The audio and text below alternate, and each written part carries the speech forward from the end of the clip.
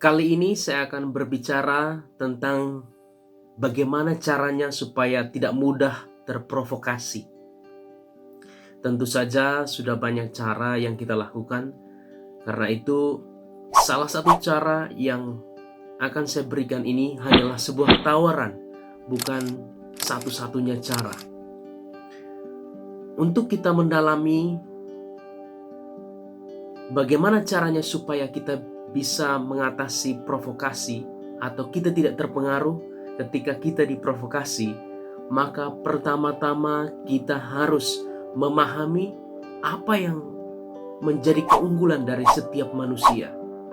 Manusia itu diciptakan unik, tidak sama dengan ciptaan yang lain, terutama dalam hal penalaran.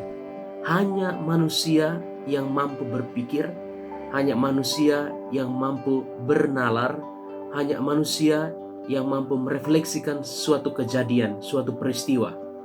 Oleh karena itu, hal ini yang pertama-tama harus kita sadari bahwa kita semua, kita sebagai manusia ini bisa mengatasi persoalan kita secara independen, bisa mengatasi persoalan kita dengan berpikir sendiri. Karena itu, cara pertama yang saya mau tawarkan ketika berhadapan dengan provokasi untuk membuat tindakan anarkis atau provokasi untuk melakukan tindakan kejahatan atau provokasi yang merugikan orang lain, bahkan merugikan diri sendiri ketika kita bertindak sesuatu mengikuti provokasi itu, maka cara pertama adalah harus membangun kesadaran bahwa saya bisa berpikir sendiri. Setiap manusia bisa berpikir sendiri. Itu cara pertama untuk mengatasi provokasi. Lalu cara kedua, ini nuansanya agak filosofis atau menggunakan ilmu kebijaksanaan, ilmu filsafat. Ada 3 teknik atau 3 pertanyaan yang kita gunakan untuk mendalami sebuah ajakan itu apakah memprovokasi untuk sesuatu yang baik atau tidak. Maka ada 3 hal. Yang pertama adalah harus melihat siapa yang mengajak Anda untuk melakukan sesuatu. Siapa yang memprovokasi atau siapa yang mengatakan sesuatu itu, siapa yang mengajak Anda.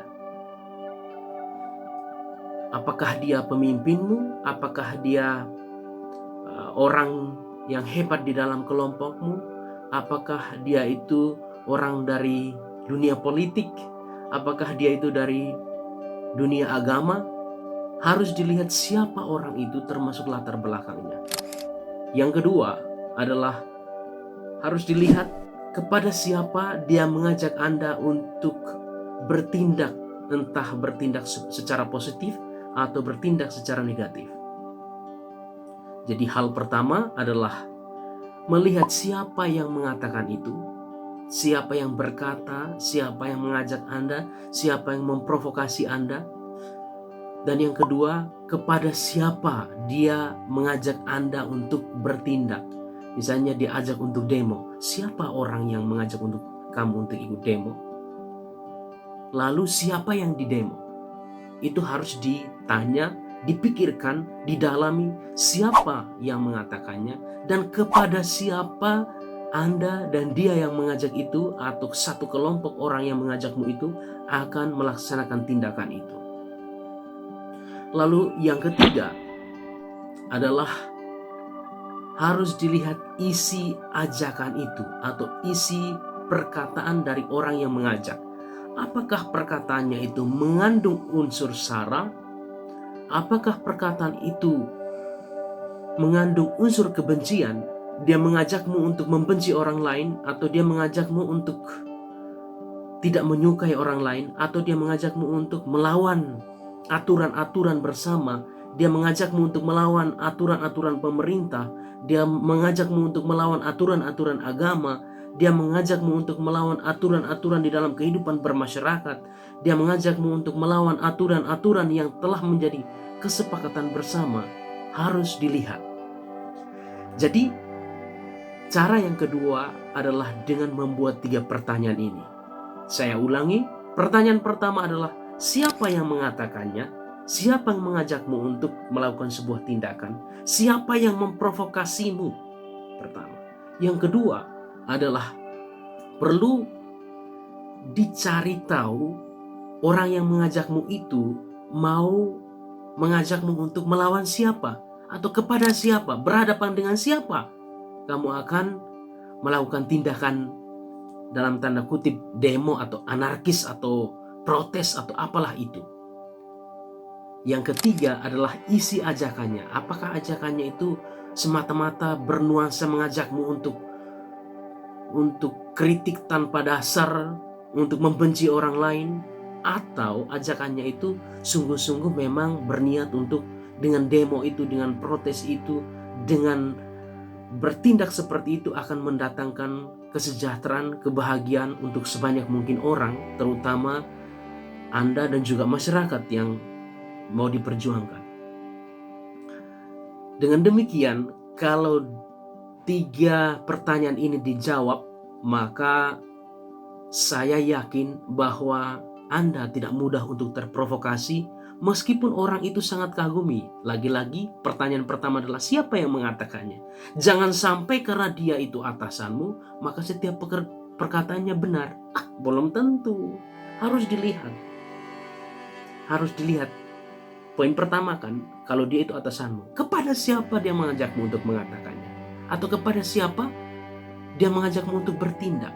Lalu apa isi ajakannya? 3 hal ini menjadi 3 pertanyaan kunci. Minimal ada 3 pertanyaan kunci yang membantumu untuk berpikir kritis terhadap setiap ajakan, setiap provokasi dari orang lain. Saya rangkumkan, ada 2 cara. Yang pertama harus membangun kesadaran. Cara pertama adalah membangun kesadaran bahwa saya bisa berpikir sendiri. Persoalannya adalah kita generasi sekarang bertindak seolah-olah bisa berpikir sendiri, tidak mau diatur. Tapi kenyataannya ketika ada orang yang kita kagumi, ketika ada orang yang kita rasa, wah orang ini sangat pandai, wah orang ini sangat luar biasa, lalu dia memprovokasi kita mudah saja mengikuti. Mengapa? Karena kita belum membangun kesadaran bahwa kita bisa berpikir sendiri. Sadarlah saudara-saudara, teman-teman, bahwa kita manusia ini diciptakan dengan keunikan khusus. Apa keunikannya dari ciptaan-ciptaan yang lain?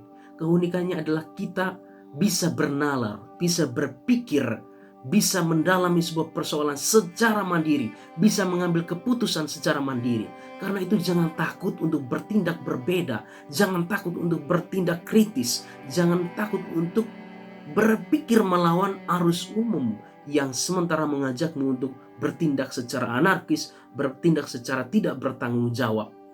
Berbeda dari kelompok kita itu bukan sebuah aib. Kalau itu mendatangkan kebaikan untuk sebanyak mungkin orang, semakin banyak orang yang kita bantu dengan pikiran, dengan tindakan kita yang berbeda. Jangan takut untuk berbeda, berpikirlah. Karena kita diberi keunikan, diberi kekhususan sebagai manusia ini, mempunyai kemampuan untuk bernalar. Hewan, tumbuhan, batu, kayu, mereka tidak bernalar. Hewan punya otak, tetapi tidak bisa bernalar. Barangkali punya insting, okelah. Tapi kita secara khusus sebagai manusia bisa bernalar dan bisa berkomunikasi, bisa mengatakan apa yang kita pikirkan. Karena itu, keunikan kita sebagai manusia ini jangan disia-siakan. Ketika berhadapan dengan provokasi-provokasi, ketika berhadapan dengan ajakan untuk bertindak anarkis, ketika berhadapan dengan ajakan untuk melawan sebuah pemerintah yang sah atau melawan ajaran agama yang sah, harus dipikirkan itu. Saya bisa berpikir sendiri. Jangan membiarkan orang lain berpikir untuk Anda. Anda manusia, Anda punya pikiran, Anda bisa berpikir sendiri. Jangan membiarkan orang lain berpikir untukmu. Okelah, terbuka untuk berpikir bersama, berdiskusi, silahkan. Tapi jangan membiarkan orang lain berpikir untukmu. kita mengakui bahwa setiap kita mempunyai kemampuan berpikir bernalar yang berbeda-beda. Ada orang yang lebih baik dari kita.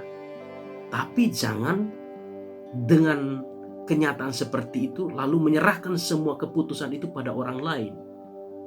Itu kita agak keliru, dan secara manusiawi kita menolak jati diri kita sebagai manusia yang bisa bernalar sendiri, yang bisa berpikir sendiri.